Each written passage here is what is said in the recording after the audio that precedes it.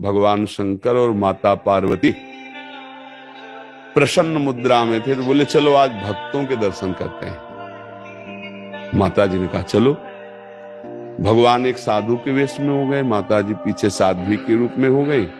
एक धनी आदमी चारपाई पे बैठा सुपारी कतर के खा रहा था, 50 गाय भैंसे सब।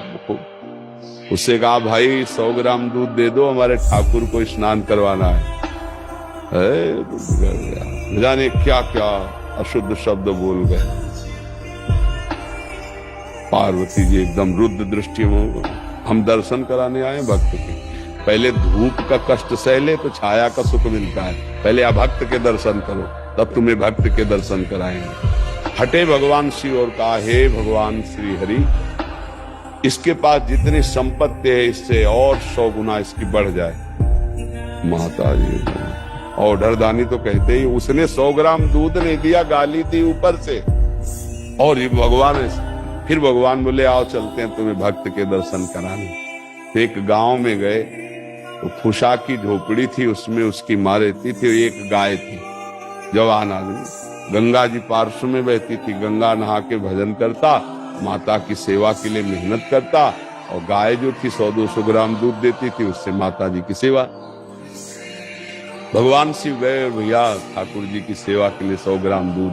तो जो देसी गाय होती है वृद्ध हो गई, आधा लीटर 500 ग्राम 1 लीटर बस, ज्यादा नहीं। अपनी जो हाँ नवीन हो तो 5-6 लीटर तक, ये 20-25 लीटर अपने देसी गायों में नहीं होता। तो थोड़ा दूध देती थी, पूरा दूध रख दिया, पाओ आप ऐसे पाया। थोड़ी देर भगवत चर्चा की, चल दिए और कहा हे भगवान इसकी गैया और मैया दोनों ले लो। अंबा जी को अब नहीं रहा गया, बोले जो 100 ग्राम दूध ले दिया उसको 100 गुना संपत्ति दे दी। ये हिसाब भाई समझ में नहीं आया। और जिसने जितना था उतना दे दिया गरीब आदमी, तो उसके दूध की जो वृत्ति आती थी वो गैया, और बात करने के लिए थी मैया, दोनों आप ऐसा बोले। यही तो समझ ठीक नहीं। समझो अभी इसका कुछ समय गैया और मैया में जाता है, अब ये अखंड भजन करके परमात्मा प्राप्ति करेगा। और वो उतने वैभव में तो अपमान संत का कर दिया, जब 100 गुना और बढ़ेगा तो महापाप करेगा, नरक जाएगा। समझ रहे? तो भगवान के विधान को हम लोग समझ नहीं पा रहे। अगर हमें भगवान नहीं दे रहे तो जरूर हम पर कृपा करें, ऐसा हमें मानना चाहिए।